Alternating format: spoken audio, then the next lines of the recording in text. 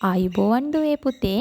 ඔන්න ඉතින් ඔයාලා හැමෝවම ආදරයෙන් පිළිගන්නවා ගුරුබස් අපේ YouTube channel එකට. ඉතින් අපි බලමුකෝ මොනවාද අපි ඔයාලට අරගෙන ආපු පාඩම කියලා. ඔන්න ඉතින් අද අපි ඔයාලත් එක්ක කතා කරන්න යන්නේ සිංහල භාෂාවේ තියෙන ප්‍රාදේශීය උපභාෂා. එහෙමත් නැත්නම් ප්‍රාදේශීය ව්‍යවහාර ගැන. ඉතින් එහෙනම් පුතේ අපි මුලින්ම බලමු මොනවාද මේ ප්‍රාදේශීය ව්‍යවහාර කියන්නේ කියලා. ඔයාලා දන්නවනේ ශ්‍රී ලංකාවේ ජනගහනයෙන් වැඩිම කොටසක් භාවිතා කරන්නේ සිංහල භාෂාව. සාමාන්‍යයෙන් ගත්තොත් එහෙම උතුරු හා නැගෙනහිර දෙපළාත හැරුණම ඉතුරු පළාත් 7හිම බහුතර භාෂාව වෙන්නේ සිංහල භාෂාව. හැබැයි පුතේ මේ හැම පළාතකම කතා කරන එහෙම නැත්නම් කතා කරන්න යොදා ගන්න සිංහල භාෂාව එක හා සමාන වෙන්නේ නැහැ. පළාතෙන් පළාතට මේ භාෂාවේ වෙනස්කම් අපිට දැක ගන්න පුළුවන්. ඔයාලා විවිධ පළාත්වලට ගිහිල්ලා තියෙනවා නම් එහෙම නැත්නම් ඔයාලගේ නෑදෑයෝ හිම වෙන පළාත්වල ඉන්නවා නම් ඔයාලට මේ අත්දැකීම ඇති. ගොඩක් වෙලාවට ඒ පළාත්වල භාෂාව වෙනස් නේද? අපි කතා කරන මේ බස්නාහිර පළාතේ භාෂාවට වඩා අනෙක් පළාත්වල භාෂාවන් වෙනස්.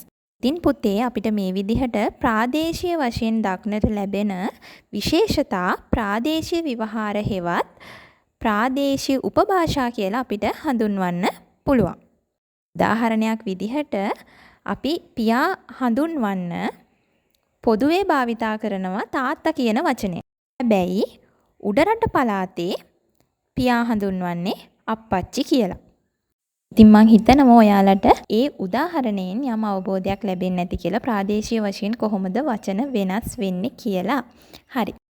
ඉතින් කිසියම් භාෂක සමාජයක් විශාල භූමි භාගයක ව්‍යාප්ත වී සිටීම හේතුවෙන් ඒ ප්‍රදේශවල කඳු වැටි, ගිරි දුර්ග, වන දුර්ග වගේ ස්වභාවික භූ විෂමතා මෙන්ම දේශ සීමා පැනවීම, පරිපාලනමය වශයෙන් ප්‍රාදේශීය වෙන් කිරීම, ඒ වගේම සංස්කෘතිමය විවිධත්වය සහ sannivedana දුෂ්කරතා හේතු කොටගෙන භාෂාවක් ප්‍රාදේශීය වශයෙන් වෙනස් වෙනවා. ඉතින් ඔයාලට දැන් තේරෙනවා ඇති ශ්‍රී ලංකාව කියලා කියන්නේ විශාල රටක් නොවුනත් භූ විෂමතා හා පරිපාලනමය බෙදීම හේතු කොටගෙන සිංහල භාෂාවේ ප්‍රාදේශීය විවිධතා දක්නට පුළුවන්.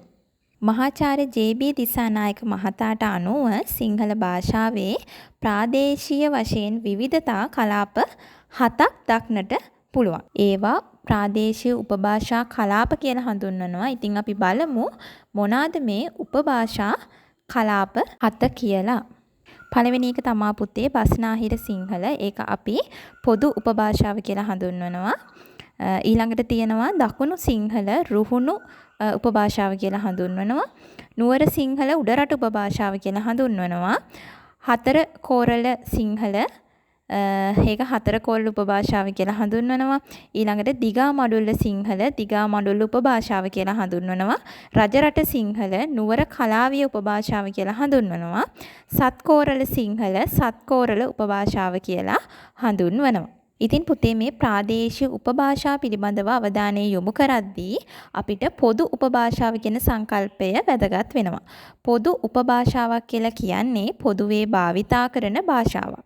ඒක තවදුරටත් පැහැදිලි කළොත් එහෙම අන්‍ය පළාත්වල වැසියන් පොදුවේ යොදා ගන්නා ව්‍යවහාරයක් කියලා අපිට හඳුන්වන්න පුළුවන්. ලංකාවේ පොදුවේ භාවිතා කරන ව්‍යවහාරය වෙන්නේ බස්නාහිර පළාතේ භාවිතා වන සිංහල.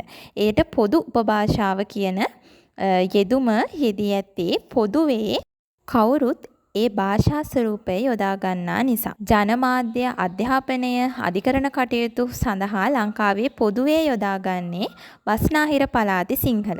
ඒ වගේම දෙවැනි භාෂාවක් විදිහට සිංහල විදේශකයෙකුට ඉගෙන ගන්න අවශ්‍ය වුණොත් එහෙම අපි උගන්වන්නේ බස්නාහිර පළාතේ සිංහල. මේ පසුබිම මත තමයි සිංහල භාෂාවේ පොදු උපභාෂාව විදිහට බස්නාහිර සිංහල සැලකෙන්නේ. හරි, එහෙනම් අපි බලමු දකුණු සිංහල කොහොමද බස්නාහිර සිංහලෙන් වෙනස් වෙන්නේ කියලා. ගාල්ල, මාතර, හම්බන්තොට වගේ දිස්ත්‍රික්ක භාවිතා කරන සිංහල භාෂාව තමයි පුතේ අපි දකුණු සිංහල කියලා හඳුන්වන්නේ. ඉතින් ඔයාලට මේ chart එකේ පේනවා ඇති බස්නාහිර පළාතේ සිංහල සහ රුහුණු පළාතේ සිංහල වෙන වෙනම දැක්වෙනවා. ඉතින් අපි චුට්ටක් කියවගමුද? එහෙනම් වීඩියෝ එක චුට්ටකට නතර කරලා ඔයාලා ටිකක් කියව ගන්නකෝ. එහෙනම් අපි හැමෝම එකතු වෙලා එකට කියමු. කජු කියන්නේ කජ්ජු. අය ඈයෝ. පුංචි හිච්චි. කූඹියෝ හින්නෝ. කොස් හෙරලි. පුළුවන් ඇහැක්. කතා කරනවා දොඩවනවා. ලෑස්ති වෙනවා ලේස්ති වෙනවා. අර බලන්න අර බලපන්. පොල්ලෙලි ගහනවා පොල් ඔයනවා. සුද්ධ කරනවා හොඳ කරනවා. කණ්ඩ කණ්ඩ. දෙන්න දෙන්න. මං හිතන ඔයාලට දැන් පොඩ්ඩක් මේ ටික මතක ඇති කියලා නේද? ආයෙ තව පාරක් විතර බැලුවම හොඳටම මතක හිටි. හරි. ඊළඟට අපි යමු පුතේ උඩරට සිංහල කොයි වගේද කියලා බලන්න. මධ්‍යම කඳුකරයට අයත් ජනවහර අපි උඩරට සිංහල කියලා හඳුන්වනවා. එහෙනම් අපි බලමු උඩරට සිංහල සහ බස්නාහිර සිංහල අතර තියෙන වෙනස කොයි වගේද කියලා. ඔයාලට chart එකේ පැහැදිලිව පේනවා බස්නාහිර පළාතේ වෙනම වචන ටික තියෙනවා. උඩරට පළාතට අදාළ වචන ටික වෙනම තියෙනවා. හරි. අපි ඒකත් එකපාරක් කියව ගමුද? එහෙනම් වීඩියෝ එක චුට්ටකට නතර කරලා මුලින්ම ඔයාලා කියව ගන්නකෝ. හරි. එහෙනම් ඔන්න අපි කට්ටියම එකට කියමු. තාත්තා අප්පච්චි. ලොකු තාත්තා ලොකු අප්පච්චා. බාප්පා කුඩප්පච්චි. පුංචි අම්මා කුඩම්මා. ආච්චි කිරි අම්මා. සීයා ලොකු අත්තා. බව්වා බුන්නා.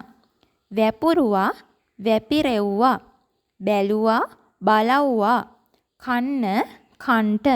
දෙන්න දෙන්ට. හරි නේද පුතේ? ඉතින් ඔන්න අපි මේ වීඩියෝ එකේ අවසානයටත් ඇවිල්ලායි ඉන්නේ. ඉතින් අපි හිතනවා ප්‍රාදේශීය ව්‍යවහාර ගැන ඔයාලට යම් අවබෝධයක් ලැබෙන්න ඇති කියලා. ඔයාලට මේ පාඩම සම්බන්ධයෙන් මොනවා හරි ප්‍රශ්නයක් තියෙනවා නම් පහලින් කමෙන්ට් එකක් දාන්න. අනිවාර්යෙන්ම අපි ඔයාලට රිප්ලයි එකක් දෙනවා. ඒ වගේම මතක් කරනවා අපේ ගුරුබස YouTube channel එකත් එක්ක රැඳිලා ඉන්න. තවත් ඉස්සරහට මේ වගේ අධ්‍යාපන වීඩියෝ රැසක් ඔයාලට අරගෙන එන්න අපි බලාපොරොත්තු වෙමින් ඉන්නවා. එහෙනම් අදට ගිහිල්ලා එන්නම්. ඔයාලා හැමෝටම සුබ දවසක්.